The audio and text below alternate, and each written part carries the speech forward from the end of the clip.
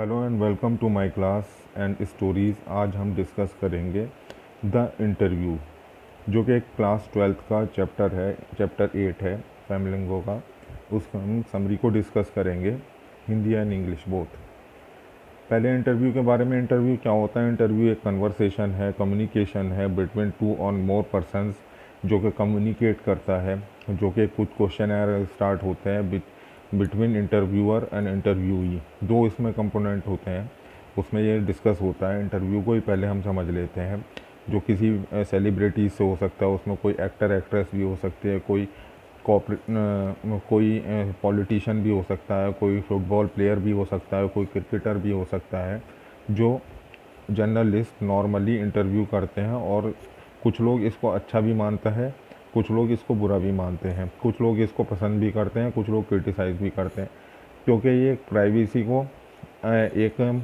Privacy को भंग करता है जो सेलिब्रिटीज़ होती है। इसलिए कुछ लोग इसको नापसंद करते हैं, कुछ लोग इसको पसंद करते हैं, क्योंकि इससे लोग फेमस भी होते हैं।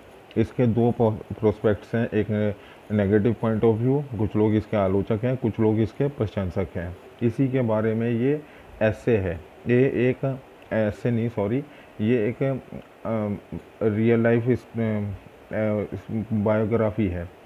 उसमें जो है बताया जा रहा है कि इंटरव्यू में क्या होता है। चलिए इसको स्टार्ट करते हैं।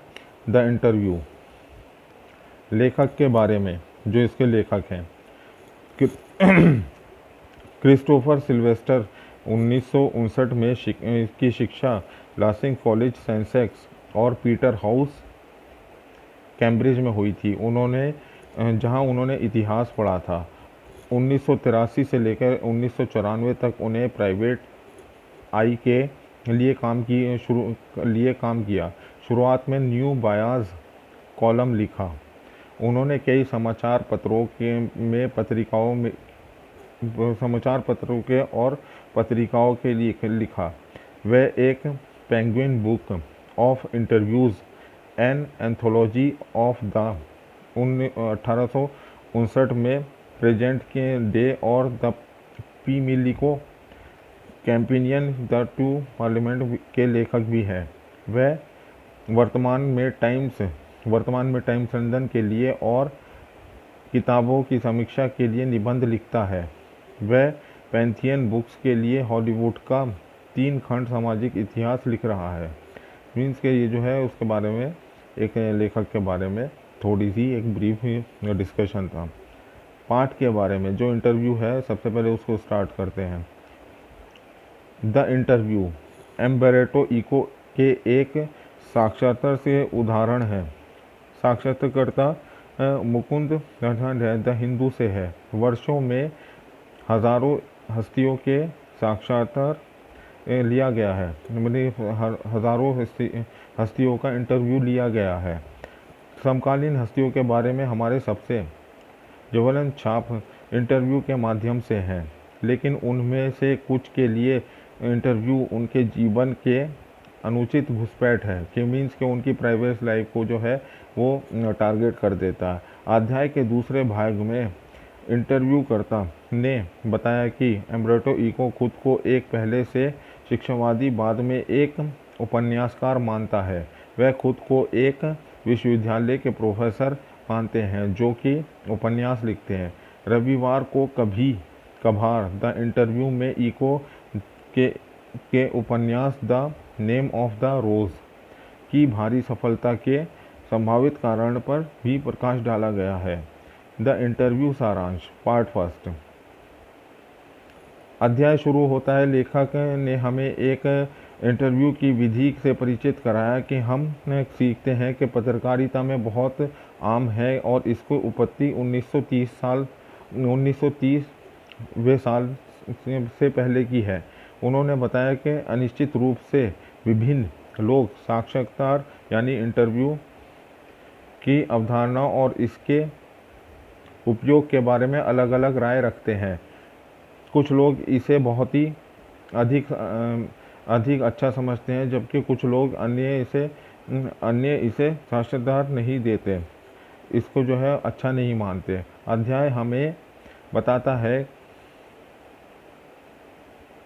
साक्षात्कार एक स्याही छाप बना सकता है। इसके अलावा एक पुरानी कहावत के अनुसार जब हम किसी व्यक्ति के बारे में धारणा बनाते हैं तो उसकी आत्मा की मूल पहचान छीन ली जाती है। हम सीखते हैं कि कैसे लोकप्रिय हस्तियों ने इंटरव्यू की आलोचना की है। इस तरह रुडयार्ड किपलिंग की पत्नी ने अपनी डायरी में लिखा है कि बोस्टन में 2 पत्रकारों ने उसे कैसे बर्बाद किया। वह एक हमले के रूप में साक्षात्कार के बारे में सोचता है। इसके अलावा वह यहाँ तक मानता है कि इस अपराध में सज़ा होनी चाहिए। इसके अलावा किपलिंग इस सोच के हैं कि कोई भी सम्मानित व्यक्ति साक्षात्कार के लिए नहीं कहता या देता, इंटरव्यू के लिए नहीं कहता या देता। इसके अलावा इस अध्याय में मुकुंद के बीच एक इंटरव्यू का एक अंश भी शामिल है। द हिंदू न्यूज़पेपर और एम्बार्टो इसके से संबंधित हैं। इस इको इटली में बोलोगना विश्वविद्यालय में प्रोफेसर है। उन्हें लेखन कथा लेने से पहले अर्थविराम और संकेतों का अध्ययन, साहित्यिक व्यवसाय और मध्यकालीन सौंदर्य शास्त्र पर अपना दर्शन के लिए विद्वान के रूप में एक कठिन स्थिति है। इंटरव्यू में हम इसके सफल उपन्यास द गेम ऑफ द रोज पर देखते हैं कि उनके उपन्यास की 10 मिलियन से अधिक प्रतियां बिकी। मुकुंद ने उससे पूछना शुरू कर दिया कि वह इस तरह के काम कैसे करता है। एम्बर्टो ने कहा कि वह वही काम कर रहा है। इसके अलावा वह शांति और अहिंसा के इर्द गिर्द घूमने वाली अपनी किताबों को सही ठहराने के लिए आगे बढ़ रहा है। हम सीखते हैं कि उम्बर्टो खुद को एक अकादमिक विद्वान के रूप में वर्गीकृत करता है और वह पूरे सप्ताह विभिन्न शैक्षणिक सम्मेलन में भाग लेते हैं और रविवार को उपन्यास लिखते हैं। इसके अलावा वह यह व्यक्त करता है कि अन्य लोग उसे ऐसे उपन्यासकार मानते हैं और विद्वान नहीं।